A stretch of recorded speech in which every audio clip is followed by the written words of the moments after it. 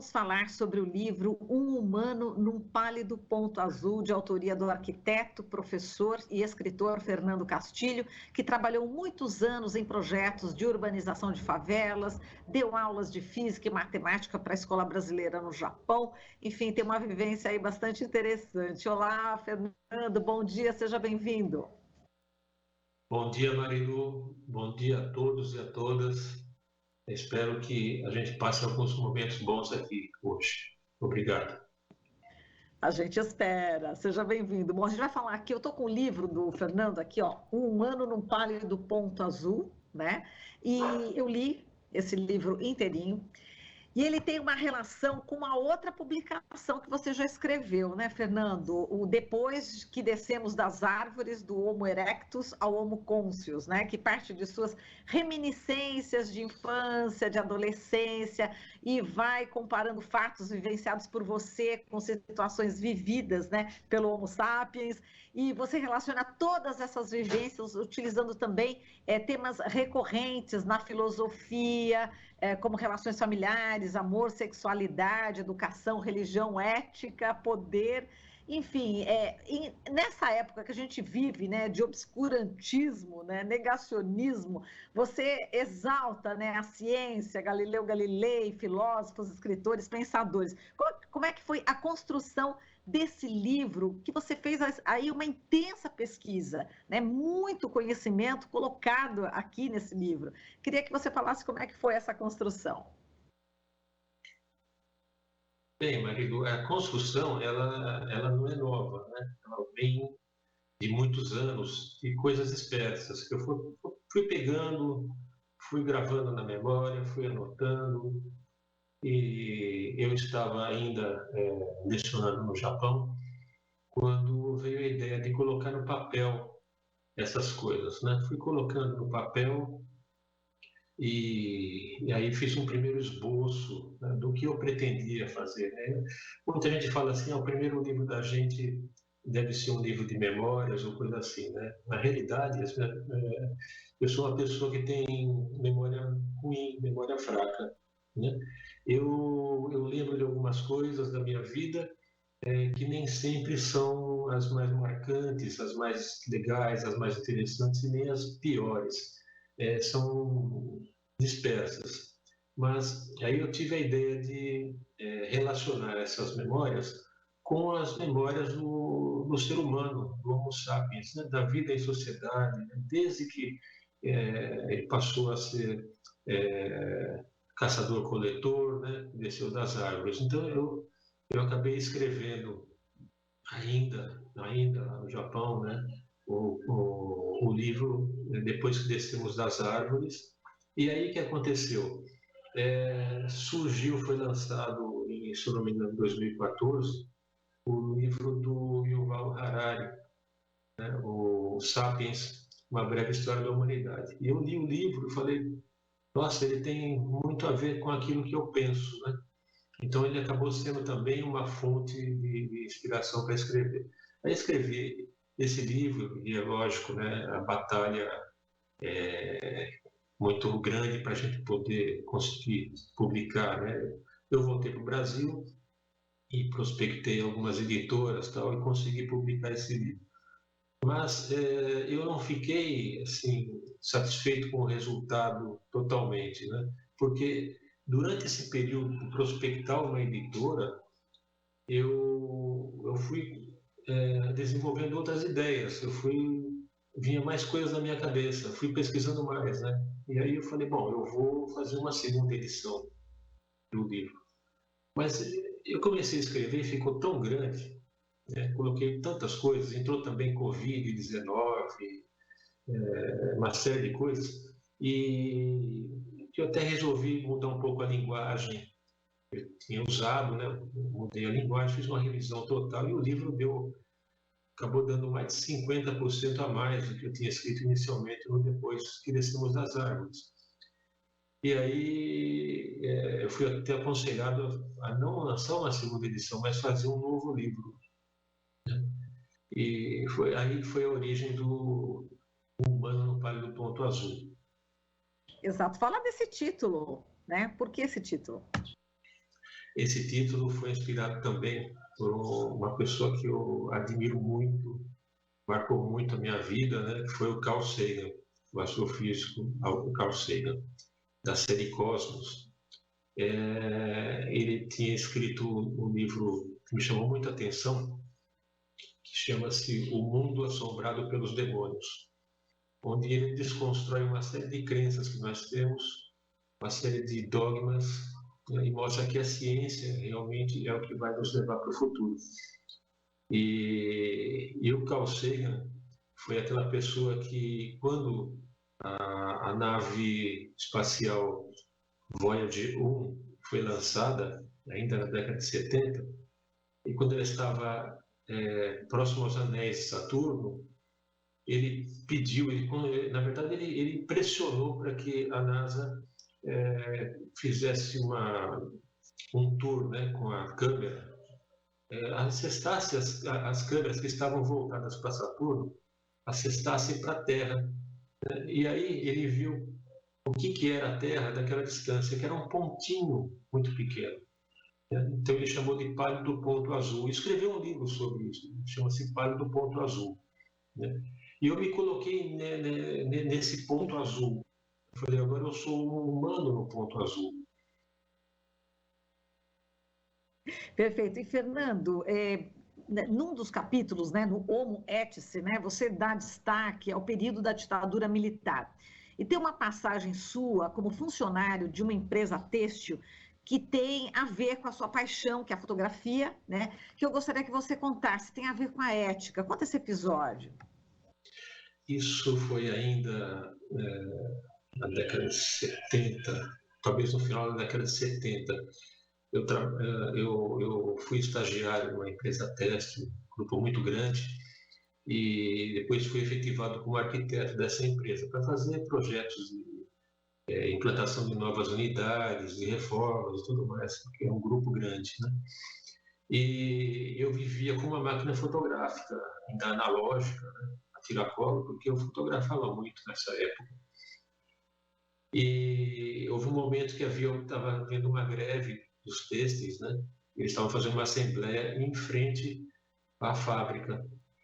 E eu estava ali acompanhando quando o diretor chegou para mim e pediu para que eu fotografasse os grevistas. Eu perguntei por quê, né? E ele falou para mim, não, porque aí a gente vai poder identificar quais os funcionários que estão aí na Assembleia e a gente vai poder demiti-los. Aí eu falei, não, a minha câmera não se presta a isso, né? Isso é um hobby meu, uma paixão minha, eu não vou me vender por isso. E ele ficou muito, muito irritado, muito bravo e mandou ir para a sala dele, né, para conversar. Chegando na sala dele, ele me deu uma bronca violenta, né? Ele era alemão, o senhor Kurt. O senhor Kurt falou para mim que ele foi da juventude nazista, né, e que ele não tolerava esse tipo de insubordinação, porque ele foi educado de uma forma em que as pessoas obedeciam às autoridades. Quando ele falou isso, né, eu ouvi, ele completou o raciocínio dele, né, e eu falei, bom, então eu não caibo aqui nessa empresa, né, e me dirigi ao departamento pessoal e me demiti. Esse foi o fato. Agora, falando, inclusive, em ética, né? E até que ponto chega, né, essa falta de ética numa empresa, você relembra que no início dos anos 70, a fábrica americana Ford também lançou o projeto Ford Pinto, o carro, né? Ford Pinto, e eu gostaria que você também falasse que realmente, até comentando, né, com uma pessoa próxima, quando eu contei a história, a pessoa falou assim, ué, mas isso foi verdade? De tão absurdo que é. Agora, conta pra gente também, Fernando. São absurdos de empresas, né, que estão aí, que mandam na gente, né, que a gente compra os produtos. O Ford Pinto, ele não foi lançado no Brasil, primeiro por causa do nome, né? Um nome que não ia pegar muito bem, né? Mas a Ford optou para lançar no Brasil o Corcel, que era derivado do carro da Renault, né? Um carro francês. A Ford tinha comprado a Renault naquela época. Mas o Ford Pinto era destinado a ser um projeto de carro mais popular, e o presidente da Ford na época, Ford americana, era o Lee Iacocca, né? E a Coca é um cara assim, tipo Elon Musk, né? Admirado aí pela mídia, admirado pelo poder econômico, né? E era um cara que estava revolucionando a Ford. E aí eles lançaram o carro e o carro começou a dar problemas assim, né? Começou a ter muitas queixas de que em colisões traseiras o tanque de combustível rompia, né? E aconteciam incêndios. Então eles precisavam rever esse projeto. Eles fizeram um cálculo e constataram que para resolver o problema eles teriam que investir 11 dólares em cada unidade. Mas também eles verificaram que a legislação americana previa que, em caso de indenização por morte, ficaria 67 dólares por pessoa, né? Então, é lógico, né? Pelo cálculo que eles fizeram, a indenização seria mais barato pagar a indenização do que, pelo número de mortos, né, estatisticamente, do que mudar o projeto. Então, eles optaram por não mudar o projeto e pagar as indenizações caso as pessoas morressem. Essa é a ética, né? Quer dizer, deixa morrer, não tem problema, a gente paga as indenizações que sai mais barato do que o projeto. Isso é verdade. Na época que eu vi isso aí eu estava fazendo um curso, esses cursos à distância, né, de uma universidade americana, e era um curso sobre justiça, e foi relatado esse caso. Eu fui pesquisei a fundo, e realmente é verdade, isso ocorreu, né? Exato, só uma coisa aqui, eu estava vendo 67 mil, né, dólares no caso. 67 mil. 67 mil dólares a indenização. Então, eles fizeram um cálculo que se eles fizessem esse investimento de 11 dólares por cada carro, não valeria a pena financeiramente e valeria a pena pagar, então, a indenização para a família da pessoa que tivesse morrido, é isso? Exatamente, porque não era todo mundo que ia morrer, né? Sim. Algumas pessoas que iam sofrer colisões traseiras que podiam morrer. Então, ficava mais barato pagar a indenização. Exato, e morreram, aqui você relata, né? Estima-se que pelo menos, estou lendo aqui seu livro, pelo menos 60 pessoas morreram entre as chamas causadas pelos acidentes em que os veículos se envolveram e que um número pelo menos 2 vezes maior sofreu queimaduras graves em áreas extensas de seu corpo. Então, portanto, está aqui, né, até onde vai essa falta de ética empresarial, né? E a gente fala aqui também que temos aqui muitos sindicalistas ouvindo e certamente, não sei se todos conhecem essa história aí do Ford Pinto. Agora, tem uma outra passagem que eu nem estava lembrando, viu, Fernando? Que você relata da greve dos caminhoneiros de 2018. Isso tudo, né, gente, relacionando como Sapiens, enfim, Homo Ethics, tudo o Fernando vai relacionando. Mas teve essa greve dos caminhoneiros de 2018 que provocou a morte de 100 milhões de aves. Ele reflete justamente isso, o modelo de desenvolvimento equivocado, insustentável, né? Quer dizer, é possível, né, a morte de 100 milhões de aves e passa assim batido, né, no noticiário, a gente não dá muita bola, e foi muito bom ter relembrado isso nesse momento, né, que a gente está numa pandemia ainda e tem esse confinamento de aves. Esse é um momento muito, muito importante para a gente relembrar sobre isso também, né, Fernando? Sim, isso está relatado no capítulo Homo Extinctus, né, que diz respeito à extinção da humanidade, né, e de que forma ela pode acontecer. Na verdade, a gente vive meio no fio da navalha, a gente vive num equilíbrio extremamente delicado, né? Lembra do livro Efeito Borboleta, né? Também tem um filme Efeito Borboleta, uma coisinha pequena pode lá adiante causar uma catástrofe muito grande.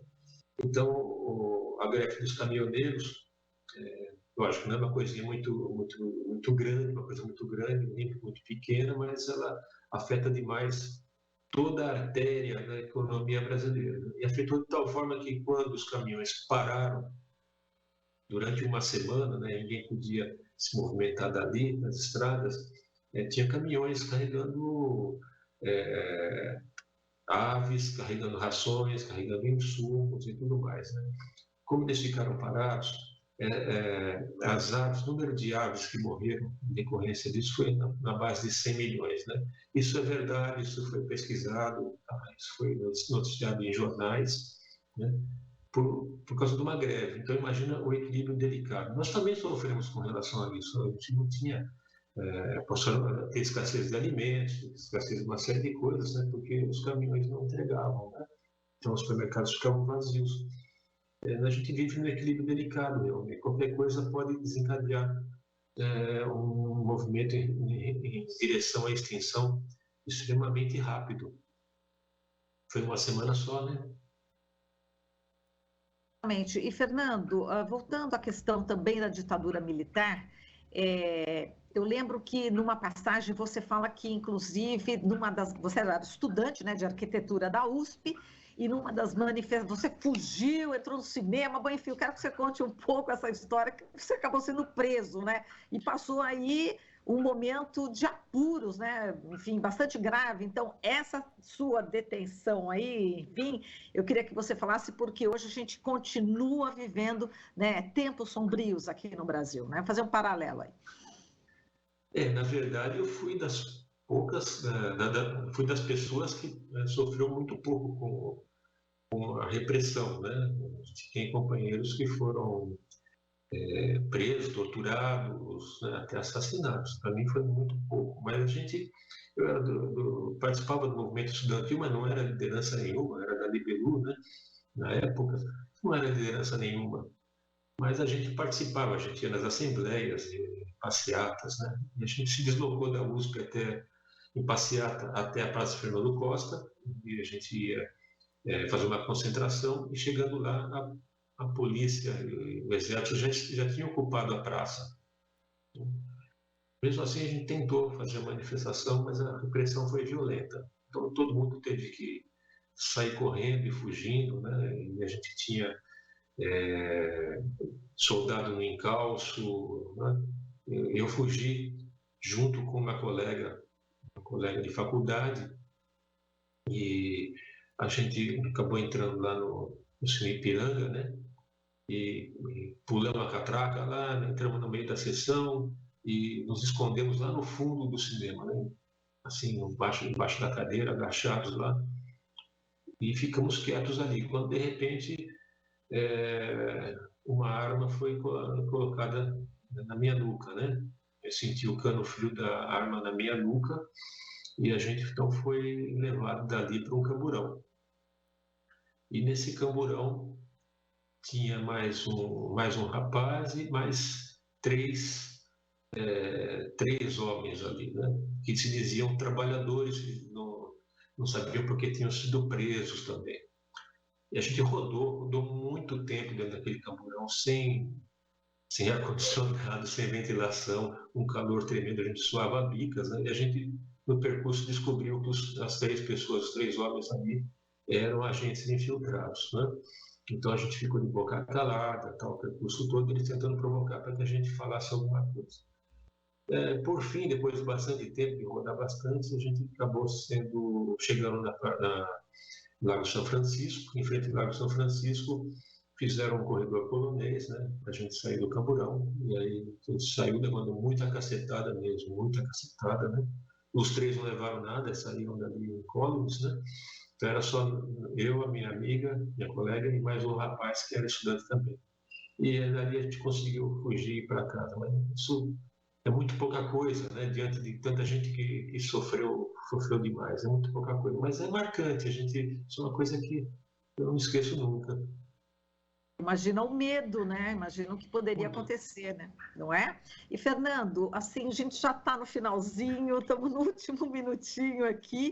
Queria conversar com você mais pontos aqui a respeito do seu livro, mas para a gente terminar, eu queria que você falasse um pouquinho, né, da sua família, né? Porque você coloca o sofrimento da sua avó, você fala muito do seu pai, da sua mãe, do seu irmão, e vai entrelaçando toda essa história, né, com informações ricas, né, sobre conhecimento da humanidade. Eu queria que você falasse um pouquinho deles, né, e também para a gente fechar o Homo Conscius, né? Você fala que só um salto evolutivo vai poder salvar a humanidade, né? Bom, sobre a minha mãe é uma pessoa que sofreu muito, né? Porque o pai era alcoólatra e mulherengo, né? Então, ele batia na minha avó e levava a mulher para casa, esse tipo de coisa, aquela relação autoritária do macho, né? E a violência doméstica, né? O feminicídio, que ele não chegou a cometer, mas quase, né? Porque na ocasião ele pegou uma faca e disse que ia matar a família toda, esse tipo de coisa, né? E uma relação difícil. E meu pai é uma pessoa assim muito sábia, né? Foi sempre uma pessoa muito sábia, muito calma, muito tranquila, uma pessoa que falava pouco, mas quando falava coisa legal, né? Ele era Ele era, na época, sargento da Polícia Militar, né? E se aposentou como capitão, mas ele sempre me dava uns toques, né? Quando ele estava informado do que ia acontecer em relação à ditadura, que chegava aos ouvidos dele, ele me informava, ele falava, toma cuidado, que vai acontecer tal coisa, não sei o quê, sabe? Então ele tinha uma consciência muito grande sobre as coisas que aconteciam, ele não se deixou contaminar pelo clima da época. Isso foi importante, né? Um grande exemplo para você. Isso mostra, né, que existem policiais e policiais, né? Sim. E, Fernando, vamos lá, que você acha que vai conseguir ver aí o salto evolutivo, né, para salvar a humanidade, aqui o homem, o ser humano? Então, nós evoluímos, né? O ser humano evoluiu do Homo erectus, né? Não foi assim do dia para a noite, né? Do noite para o dia, não foi de repente, né? Mas levou algum tempo, mas ele evoluiu. A gente andava sobre 4 pernas, sobre 4 membros, né? E a gente conseguiu descer das árvores e virar o Homo sapiens e desenvolver toda a inteligência e cultura que a gente tem hoje. Do jeito que a gente está, a gente vai caminhar para a extinção, né? Tem muito jeito, a gente vê isso acontecer todos os dias, alterações climáticas acontecendo, escassez de alimentos e tudo mais, né? De energia. Então a gente precisa de um salto evolutivo. Quando que vai acontecer? Não sei. Não sei se vai dar tempo de acontecer. Não sei quanto tempo isso acontece, né? Quanto tempo dura para acontecer, mas a gente precisa. Essa evolução é do Homo sapiens para o Homo conscius, né? O homem que vai ter consciência do que ele é, né? Que não vai ter amarras mais na religião, na filosofia, né? Que vai respeitar o direito do próximo, sem ter alguém para falar que ele deva fazer isso, que ele vai ser ético sem precisar alguém falar que ele deva ser ético, né? Mais ou menos o que Nietzsche falava, né? Do super-homem, né? O homem além dele mesmo. A gente precisa chegar a ser o homem além da gente mesmo. Tá certo, Fernando. A gente agradece muito aqui a sua participação. Você que acabou de escrever, enfim, recentemente, o livro Um Humano num Pálido Ponto Azul. Muitíssimo obrigada pela sua participação. Um forte abraço. E pretendo reler o seu livro, porque tem muita coisa que eu preciso aprender muito aqui com o que você escreveu, viu? Um forte abraço para você, Fernando. Um beijo. Parabéns, viu? Eu agradeço, Marilu, agradeço tudo que você falou, agradeço por ter lido o livro, né? Porque tem muita gente que compra e não lê, né? Agradeço muito por tudo isso e agradeço pela oportunidade de falar sobre ele, né? São coisas que eu gostaria muito de falar mesmo, e falar até com mais tempo, né? E essa oportunidade foi muito boa para mim. Muito obrigado. Eu que agradeço. Falamos aqui com o professor, escritor e arquiteto Fernando Castilho, ele que trabalhou muitos anos também em projetos de urbanização de favelas, deu aulas de física e matemática para a Escola Brasileira no Japão. Você está ouvindo Jornal Brasil Atual. As notícias que os outros não dão.